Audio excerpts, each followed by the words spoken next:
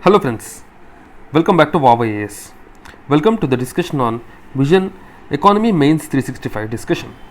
This is part 1 of the lecture series and we will cover the entire Mains 365 which will help in your mains. Okay, this is for mains, this is useful for mains 2021 candidates as well as mains 2022 candidates. Okay, now let's quickly begin. And in this lecture we are going to cover first employment, unemployment, the fixed term employment, gig economy, skill development and labor law reforms. So all of these topics we are going to see in this. Okay, so now let's begin. The first topic what we have is employment. So employment, skill development, labor reforms is the first topic that we have. So here if you see the employment in this topic, so the key targets are given, the key targets and the key data is given that we can use it in the questions of employment. So increase in female labor participation to at least 30%, this is the target, and increase in formalization of labor force, that is also target, ensuring fair wages, good wage conditions, increasing productivity. So these are the broad targets of the government. Now what is the present status? The present status, if you see this, we can use it in the data in the introduction and all. We can use this. The current labor force participation rate is approximately 40.1%. There is 4.8% of workforce which was unemployed despite seeking active employment. 52 crore workers made up India's total workforce. 45.6% workers are employed in agriculture. So it's still 46% are still employed in agriculture, and 5.5% growth in female labor force participation. But this growth is seen mostly in the agri sector. That is the sad part. Okay, and there are various initiatives launched by the government. Those initiatives, if you see, and guys, these initiatives you can use it in your conclusion as well as in the way forward as well. So the initiatives like the Minimum Wages Act, the Employee Pension Scheme, the Manrega, Sampurna Rojgar Yojana, Ajivika National Rural Livelihood Program, the PM Shram Yogi Mandan Yojana, PM Employment Generation Program, the Atmanirbhar Bharat Rojgar Yojana. So all of these things, these are the initiatives that are launched. And what are the first, we will see what are the various constraints, various issues in this. Various issues, if you see, India's workforce is largely employed in the low productivity activities. Most of the employment is in the low productivity activities. That is the major drawback. And also the social security is not covered in majority of employer and the majority of companies, in fact. And then less than half of the graduates have requisite skills. So skill is also another issue. And lack of timely and periodic estimates, that means proper data is not there. So these are the broad challenges: low productivity, social security, have the skill issue, and also the lack of timely and proper data. And what are the suggestions to change this? Suggestions to enhance employment. The first, if you see, increase in skills. So Skill India can be quoted here. Next, simplify labor laws. So the labor laws which were launched, which were actually recently brought in, that we can quote. Increase in female labor participation, improve data collection, increase the formalization of workforce. This is also another thing. And better enforcement of wage regulations, increase in occupational safety and health. So all of these things, these suggestions, we can use it in the way forward, in fact. Okay, so next topic what we have is the unemployment. So unemployment and employment, both of them can be two different questions. Okay, so there can be a dedicated question on the unemployment directly. So unemployment, if you see, and in unemployment, if you see, the third annual report on the periodic labor force survey was released, and according to this, the unemployment rate fell to 4.8% in 2019-20. And if you see the concerns, the major concern is there is high unemployment in the 15 to 29 age group. This high unemployment is majorly seen in the urban youth. That is the major concern. Next one, the rise in workforce is seen in agriculture. This is also a major problem. And also the number of women in the workforce has increased, but this increase has been seen in the agricultural field. Okay, and only 12.9% of rural household were engaged in regular wages or salary earning, whereas in the urban it is 43.1%, while 53.2% the rural household are engaged in self-employment, whereas it is 30.7% in urban areas. So you can see what are the, so these data actually we can use in unemployment or employment as well. And what are the major reasons for unemployment? The major reasons, if you see, there is disguised unemployment because a lot of population is still engaged in agriculture, but we have this problem in agriculture, the land fragmentation and also low productivity. All of these problems are there, and also less land holdings. Per capita land holdings is very less. And also one of the other major reason for unemployment is the manufacturing sector, lack of proper manufacturing sector development, that is due to inadequate infrastructure and low investments. Okay, and also lack of skills, this is also another major reason. Rapid population growth, economic slowdown, and less focus on the labor intensive sectors like textile, leather, etc. These are the major reasons. Now in the economy, we have seen a slowing growth rate in the last couple of years, and the COVID-19 has worsened it. Almost 90% of workforce were engaged in the informal sector were hard hit, and there is closure of digitally disconnected business. The business which is facing supply chain disruptions, they had to close. Restrictions on the hiring were seen. There is increased in the disguised unemployment in agriculture. This we have seen, because the people, the migrants especially, those who used to go to other cities, other places for work, now they don't have work, so they are coming for employment in agriculture only. The job losses among Indian diaspora in the Middle East countries due to the crumbling oil, that was also seen, because during the COVID we have seen how oil prices has crashed.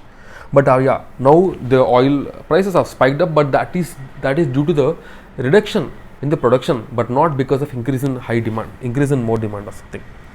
Okay, and the implications of unemployment, if you see, there is reduced economic demand, gender gaps, nutritional deficits, lack of demographic potential, increase in social crimes, rising inequality, rising poverty levels.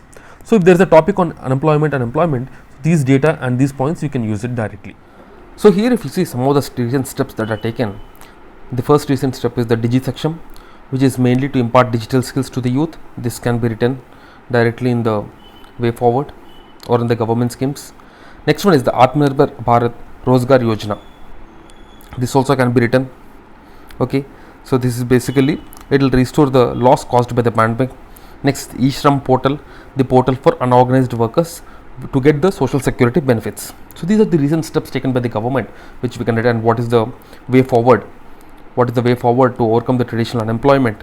The first one is we need to have a national employment policy, that we can write.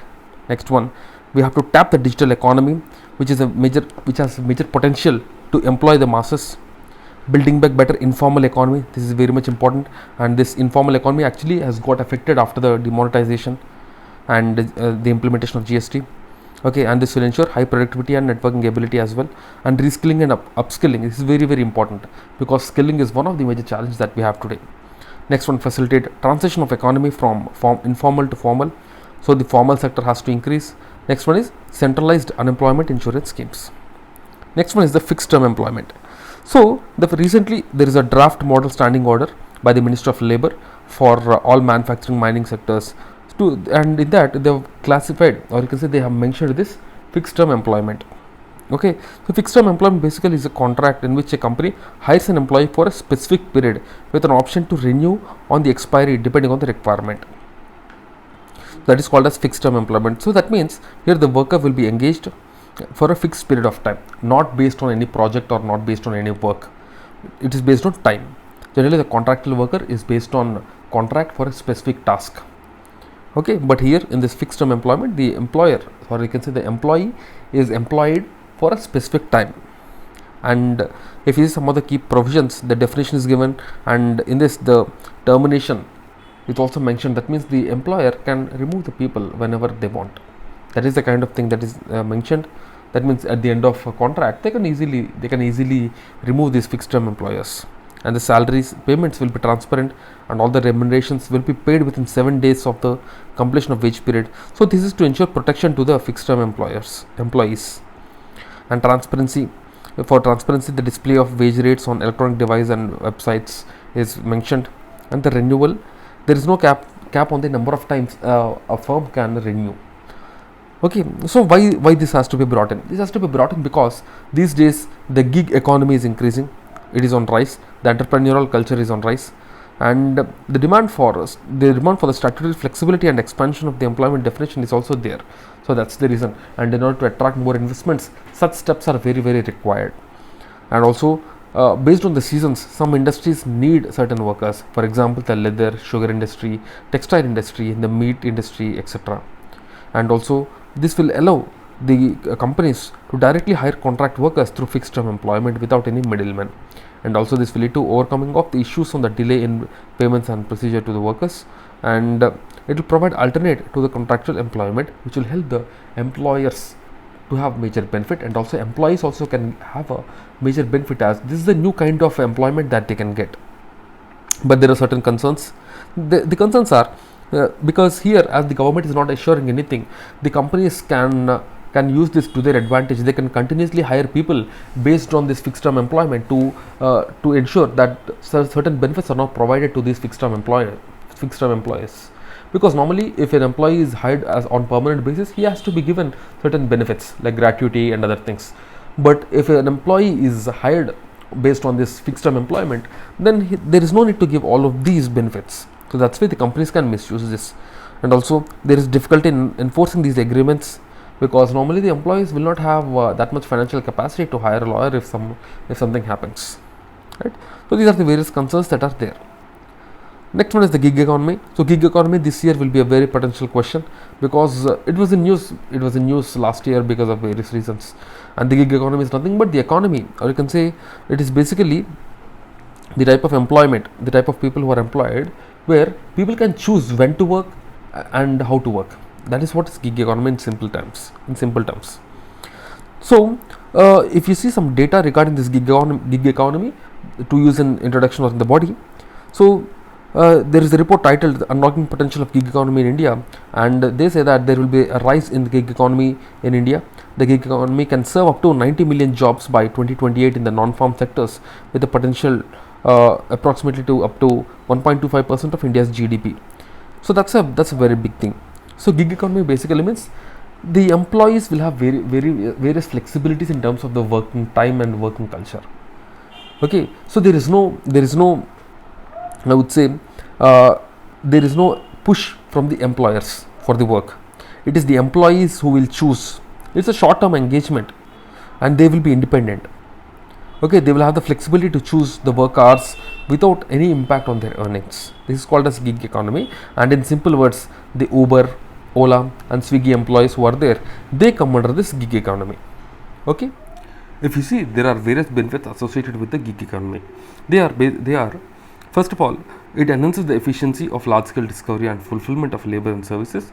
So easy availability of labor will be there for the industries and all. Okay, and also the productivity of the labor will be high. And also if you see the next advantage, basically it will help in economic recovery by providing jobs based on the demand and all. So wherever there is demand, let's say if there is demand in Uber, people will try to move towards Uber. If there is demand in Swiggy, people will try to move towards the Swiggy delivery, something like that. Okay, and also it will align economic incentives across the employer and workers thereby will increase their earnings. Okay, and also it will lead to expand of the thing called part-time work in India, because normally if you see students and other women, they are not able to get any proper part-time work. So now these people who are already in some sort of who have some sort of obligation like education or something else, then they can come and work part-time. This is also possible, and also it will lead to more formalization of the labor force. It will also, another important major advantage is it will reduce the idle time and it will increase the productive time. So unproductivity will be decreasing here. So that is one of the major advantage. But there are certain issues as well. Basically there is low job security and inconsistent income, which is a major hurdle for the people. Next one is the lack of social security benefits like health insurance, EPF, etc. And also the people have limited career opportunities apart from this, and also another major challenge is the skilling. The people are not provided skills properly who are working in the gig. So, and also there is also scope for employment. This is another major challenge to be specific, because the gig workers generally, if you see, they don't have any unions to bargain, so they can be exploited very easily. And also these platforms which work like Uber and all, they are international platforms, so they don't also comply to the proper labor laws of any country, right? And also if you see, another important challenge is people from rural areas, they are not comfortable in using the digital platforms, so they will be facing major hurdle. Okay, now what is the way forward? So the way forward, if you see, basic work training for the gig workers has to be provided at the workplace, and update existing eligibility of social protection to reflect the needs of the gig workers. This is very, very important. So even the gig workers also has to be provided the social security schemes. Okay, and the skill shortage has to be addressed by a three-pronged strategy, like skill for demand oriented skills, reskilling for the workers who are facing potential job losses, and also upskilling as part of the lifelong learning. Next one is work assurance. The companies must ensure transparency in the employer-employee relationship, especially in income and quantity of work. This is very, very important. Okay. Now let's move on to the next topic, that is skill development. Skill development, if you see, this is another major important area for the exam. Currently, if you see, 54% of population is below 25 years, and out of them, the skilled workers are only 5.4%. Overall skilled workers are only 5.4% at this moment, and we have very large demographic dividend. 54% of population is below 25 years, so this has to be utilized. And this demographic dividend, what we have, this advantage will be there for 25 years. If it is not used, we will lose it. So this you can use it as an example. So that's the reason we need skilling of people. Another major statistic is that the people who are coming out of higher education, out of them only 47% are employable. So that means there is that issue with regard to skills in the universities, and also that has to be addressed. And about 70 lakh candidates have been skilled under Pradhan Mantri Kaushal Vikas Yojana. The government has launched various initiatives for the skill development. First is the Ministry of Skill Development and Entrepreneurship. Then they have set up in 2014 the National Skill Development Mission, the Pradhan Mantri Kaushal Vikas Yojana, the Deen Dayal Upadhyay Gramin Kaushal Yojana, Pradhan Mantri Yuva Yojana, the Skill Acquisition Knowledge Awareness for Livelihood and Skills, Skill India Mission, Ajivika Skill Development Program, and Skill Management and Accreditation Training Centers. So these initiatives, you can use it in your answer, in the way forward or in the conclusion, you can use them directly. Okay. So agar dekha to, now for the skill development, what will be the way forward is? So way forward is basically simple. So here we can see mapping skill requirements. So this is one of the important thing. So the skill which the people will get has to be in line with the demand. That is the first thing. Second one, improving training and quality through regular evaluation. That is also another important thing. And also establishing more training institutes, and they have to have more quality. That is another important aspect. Next one, regular skill survey that has to be done to assess the demand and supply mismatch, and that is the area where the government has to work upon. Next one is the planning of appropriate apprenticeship programs, mainstreaming skill development in education with equivalence to ITIs, and alternative financial resources like CSR, CAMPA, MPLAT Fund, Manrega, that has to be utilized for the skill development. That is the thing. Now, what are the constraints? Constraints in terms of especially for the skill development. If you see the underdevelopment and poor quality infrastructure of skill training centers, that is the first thing. Low student mobilization and vocational training. So that is another major thing. Also, in the data we can see that the vocational training, people are getting, the number of people who are getting enrolled in the vocational training are very, very less. That is a major challenge. And there is lack of industry participation in the process and pedagogy of skilling, because this industry education mismatch is something which is very much that we are witnessing. So even in education sector also, we can write this as a major drawback. And participation of women is less, lack of proper career guidance to the students, and also it is also important that we have see the demographic what we have, it can work in two ways. If it is utilized properly, it will pay rich dividends. Otherwise, it will become a demographic disaster for the whole nation. This is all about the skill development. So the next topic what we have is the labor law reforms. So recently we have seen the labor law reforms. These labor law legislation fulfill three important roles.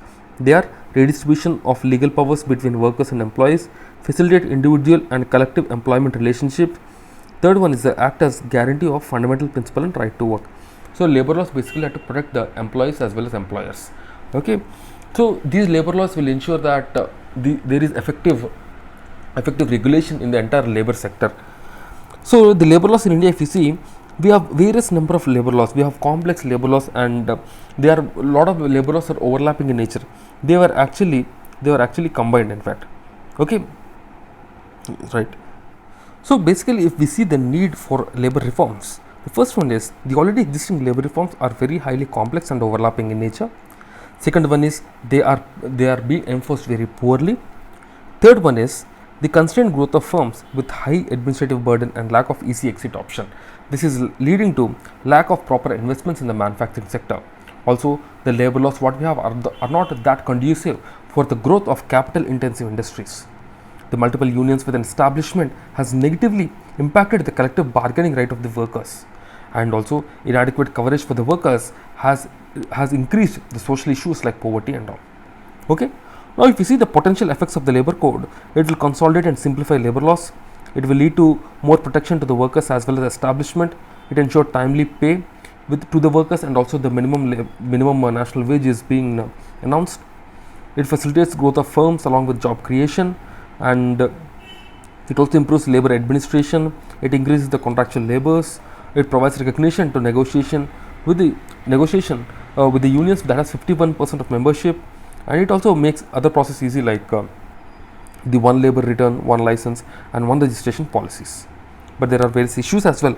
They are: the universal minimum wage is low and cannot lead to labor cheapening, unnecessarily wide jurisdiction of the government in certain cases, over delegation of legislation, and discretion in providing exemptions, overlap between definition of gig worker, platform worker, and unorganized worker.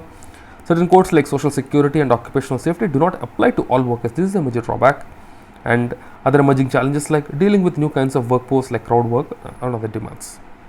Okay, and other steps that could have been taken are: the National Commission on Labour 2002 recommended for separate laws for small scale units. Standing Committee on Labour 2020, it has recommended a code on security should have been framed for achieving national universal social security. The NCL has recommended for labour courts, lok adalats, labour relation commissions as adjudicatory systems.